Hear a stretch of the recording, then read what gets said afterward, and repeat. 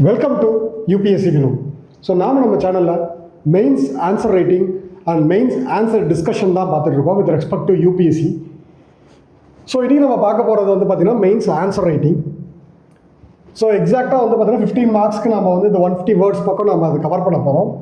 How did colonial rule affect the tribal?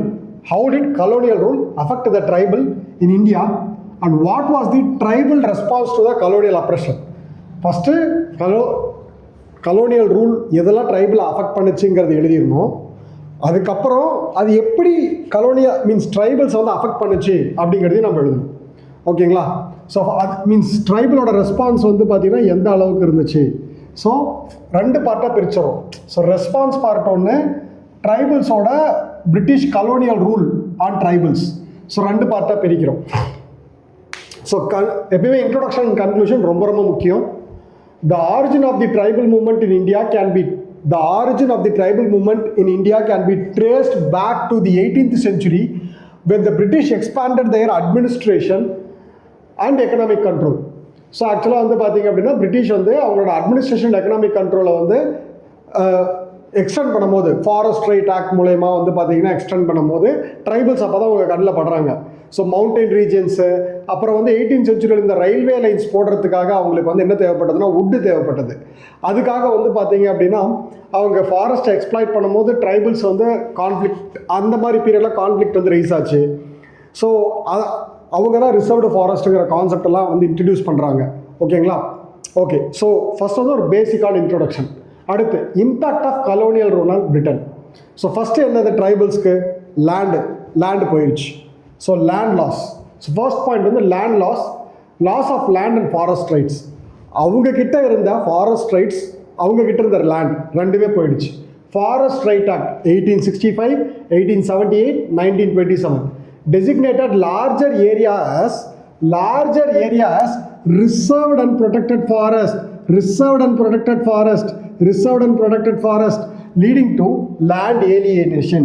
So ஆக்சுவலாக reserved and protected forest அப்படின்ற கான்செப்டை கொண்டு வரது மூலயமா லேண்ட் ஏலியனேட் பண்ணுறாங்க. ஏன்னா ரிசர்வ்டு ஃபாரஸ்ட் அப்படின்னா உள்ள மனுஷங்களே போகக்கூடாது, ஆள் நடமாட்டமே இருக்கக்கூடாது அப்படின்ற ஒரு ரூலிங்கை போட்டு அவங்க வந்து ட்ரைபல்ஸ் வந்து வெளியேற்றுறாங்க.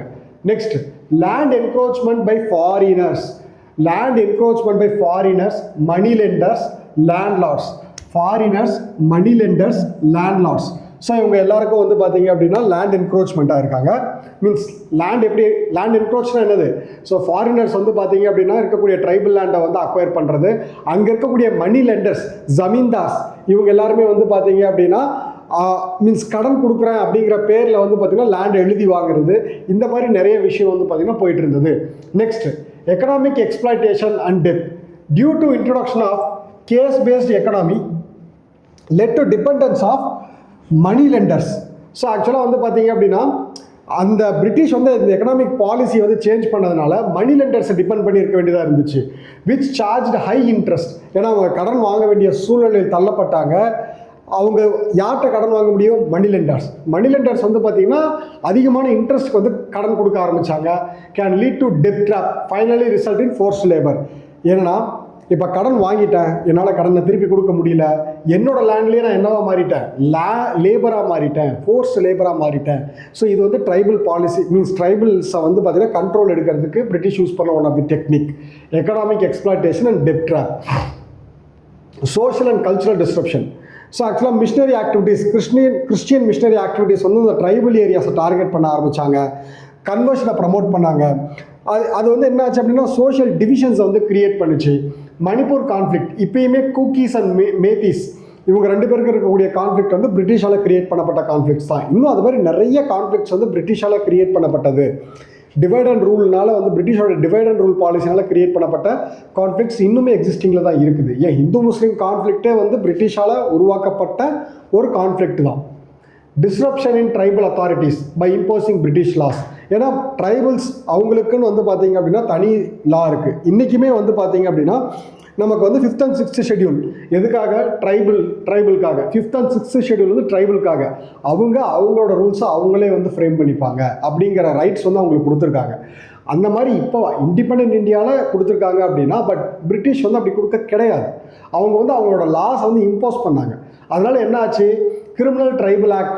ஸோ நம்ம தீரன் அதிகாரம் ஒன்றில் சொன்ன மாதிரி நிறைய ட்ரைப்ஸை வந்து கிரிமினல் ட்ரைப்ஸ், ஸோ அவங்க வந்து பார்த்திங்கன்னா பவாரியாஸ் இந்த மாதிரி வந்து அவங்கள வந்து ஏலியனேட் பண்ணி அவங்கள வந்து டார்கெட் பண்ண ஆரம்பித்தாங்க, கிரிமினல் ட்ரைப் ஆக்ட் அப்படின்னு சொல்லிட்டு.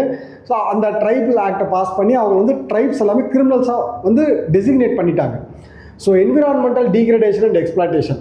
ஸோ ஆக்சுவலாக பிரிட்டிஷ் வந்தப்போ டீஃபாரஸ்டேஷன் அண்ட் மைனிங் இது ரெண்டுமே வந்து ரொம்பவுமே முக்கியமாக போயிட்டு இருந்த ஒரு பீரியடு. ஸோ இதனால் லேண்ட் யாருக்கு லாஸ் ஆகுது அப்படின்னா ட்ரைபிள்ஸ்க்கு லாஸ் ஆகுது. Deforestation and mining in resource rich areas of Chhattisgarh, Jharkhand leading to displacement. So அங்கே இருக்கக்கூடிய மக்கள் வந்து என்ன ஆனாங்க, டிஸ்பிளேஸ் ஆகிறாங்க ஒரு இடத்துல இன்னொரு இடத்துக்கு. அப்போ லேண்ட் லெஸ்ஸாக போகிறாங்க. அப்போது இம்பேக்ட் என்னெல்லாம் இம்பேக்ட்டு, லேண்ட் ரைட்ஸும் போயிடுச்சு, ஃபாரஸ்ட் ரைட்டும் போயிடுச்சு, land encroachment by foreigners, conversional activities, economic exploitation, social and cultural disruption of conversion activities, environmental degradation. இது எதுவுமே புதுசு இல்லை, எல்லாமே உங்களுக்கே தெரியும். ஜென்ரிக்காக எழுதுகிற கான்செப்ட் தான் எதுவுமே எல்லாமே. ஸோ நெக்ஸ்ட் வந்து பார்த்தீங்க அப்படின்னா second part of the question, tribal எப்படி ரெஸ்பாண்ட் பண்ணாங்க. Phase 1, late 18th centuries. ஆக்சுவலாக அதாவது ரிவோல்ட் ஆஃப் 1857 அப்புறம் ட்ரைபல் ரிவோல்ட் வந்து வந்திருக்கும். ஸோ நிறைய ட்ரைபல், சந்தால் ரிபல்லியன், பீல், முண்டா ரிபல்லியன், இந்த மாதிரி நிறைய ரிபல்லியன்ஸ் வந்து இந்த 1850s 1870s வரையும் இருக்கும். 18th century, late 18th century and early 19th century primarily spontaneous localized armed rebellion. So ஆக்சுவலாக localised Paika rebellion, Odisha, Bhil revolt, western and central India, இது மாதிரி நிறைய ரிவோல்ட் இருக்குது. ஸோ இது எல்லாமே வந்து பார்த்தீங்க அப்படின்னா பேஸ் 1 இருக்கக்கூடிய ட்ரைபல் ரெஸ்பான்ஸ். ஃபஸ்ட்டு அவங்க எப்படி ரெஸ்பாண்ட் பண்ண ஆரம்பித்தாங்க. Next large scale organised revolt 19th century. அதாவது இது வந்து அதாவது 1800s 1900 ஸ்டார்ட் ஆகும்போது இது வந்து 19th century வந்த உடனே என்னாச்சு அப்படின்னா ஆர்கனைஸ்டு ரிவோல்ட் கொடுக்க ஆரம்பித்தாங்க. ஏன்னா டிஸ்பிளேஸ்மெண்ட் அண்ட் எக்ஸ்ப்ளாய்டேஷன் பாலிசினால. ஸோ எதனால் displacement and exploitation policy and land revenue settlement, இதனால் வந்து பார்த்தீங்கன்னா அவங்க ரிவோல்ட் எடுக்க ஆரம்பித்தாங்க. Next phase 3, cultural and religious revival movement. இந்த கிறிஸ்டியனைஸ் மிஷினரிஸ் எல்லாம் மீன்ஸ் கன்வர்ஷன் ஆக்டிவிட்டீஸில் ஈடுபட்டதுனால அதை வந்து ரிவைவ் பண்ணுறதுக்கு வந்து பார்த்தீங்கன்னா cultural and religious revival movements வந்து கொண்டு வந்தாங்க. So to assert the identity and store traditional practices and reject foreign influence. So அதாவது அந்த ஃபாரின் இன்ஃப்ளூயன்ஸை வந்து ரிஜெக்ட் பண்ணுறதுக்கு leaders often emerge as religious figures. So ஆக்சுவலாக வந்து லீடர்ஸ் வந்து ரிலீஜியஸ் ஃபிகர்ஸாக வந்து எமர்ஜ் ஆக ஆரம்பித்தாங்க. பிகாஸ் அந்த ரிலீஜனை காப்பாற்றணுங்கிறதுக்காக. ஸோ அந்த ஆஸ்பெக்டில் லீடர்ஸ் வந்து எவால்வ் ஆக ஆரம்பித்தாங்க. So phase 4, passive resistance and legal method. இது வந்து early 20th century. So to preserve their lands and rights through non-violent means. So ஆக்சுவலாக வந்து கோண்ட் அண்ட் ஒராங் அவங்க வந்து என்ன பண்ணாங்க அப்படின்னா டேக்ஸை வந்து பே பண்ணல. ஸோ இது எங்களோட லேண்ட், நாங்கள் எதுக்கு டேக்ஸ் பே பண்ணோம், நாங்கள் லீகலாக ஃபேஸ் பண்ணிக்கிறோம் அப்படின்னு சொல்லி அந்த மாதிரி ஸ்டெப்ஸ் எடுத்தாங்க. Phase 5, integration with national movement. So participation, அதாவது வந்து பார்த்தீங்க அப்படின்னா ஆல் இண்டியா ஆதிவாசி மகாசபா வந்து என்ன பண்ணாங்க அப்படின்னா சிடிஎம்மோட மெர்ஜ் பண்ணி சிடிஎம்மோட சேர்ந்து போராட ஆரம்பித்தாங்க. ஸோ இது வந்து பார்த்தீங்க அப்படின்னா ட்ரைபல் ரெஸ்பான்ஸ். பட் இந்த ட்ரைபல் ரெஸ்பான்ஸில் ஒரு சில நெகட்டிவ்ஸ் இருந்தது. என்னென்னா geographical isolation and lack of mainstream integration. So post இண்டிபெண்டன்ஸ்லையும் சரி, ப்ரீ இண்டிபெண்டன்ஸ்லையும் சரி, இந்த ட்ரைபல்ஸ் வந்து மெயின்லேண்டோட இன்டகிரேட் ஆகிறதுல ஒரு இஷ்யூ இருந்துக்கிட்டே இருந்தது. Use of inferior weapons and technology. So ஆக்சுவலாக ட்ரைபல்ஸ் எல்லாமே அந்த ட்ரைபல் ரிவோல்ட் ஃபெயில் ஆனதுக்கு முக்கியமான காரணம் வந்து என்னென்னா அவங்களுக்கு சூப்பர் பவர் இருக்குது, கடவுள் வந்து நம்மளுக்கு உதவி செய்வார் அப்படின்ட்டு அவங்களே நினச்சிட்டு அவங்க வந்து பார்த்தீங்கன்னா ட்ரைபல்ஸை மீன்ஸ் பிரிட்டிஷை வந்து எதிர்கொண்டது தான். ஸோ வில் அம்பை வச்சு வந்து பார்த்தீங்க அப்படின்னா முண்டா ரிபல்லியன்ஸ் எல்லாம் போயிட்டு இருந்தது. ஸோ அதனால் வந்து பார்த்தீங்கன்னா use of inferior weapons, most localised and short term. So ஆக்சுவலாக ஒரு ட்ரைபல் ரிவோல்ட்டுங்கிறது ஒரே ஒரு மவுண்டைன் ஆர்எல்ஸ் ஒரு 2-3 மவுண்டெயின் சம்மந்தப்பட்டது மட்டுமா தான் இருந்தது. தாண்டி அது வந்து ஒரு அதாவது அந்த இடத்துல இருக்கக்கூடிய ஒரு லோக்கலைஸ்டு ரிவோல்ட்டாக தான் இருந்துச்சு. அது வந்து எக்ஸ்பேண்டே ஆகலை. Lack of unity and coordination, இது வந்து ட்ரைபல் ரிவோல்ட்டில் one of the major drawback. So அவங்கக்கிட்ட கோஆர்டினேஷனும் கிடையாது, அதே மாதிரி வந்து பார்த்திங்கன்னா யூனிட்டியும் கிடையாது. ஸோ இது எல்லாமே limitations. So conclusion, the legacy of tribal movement can be seen in different aspects of independence India.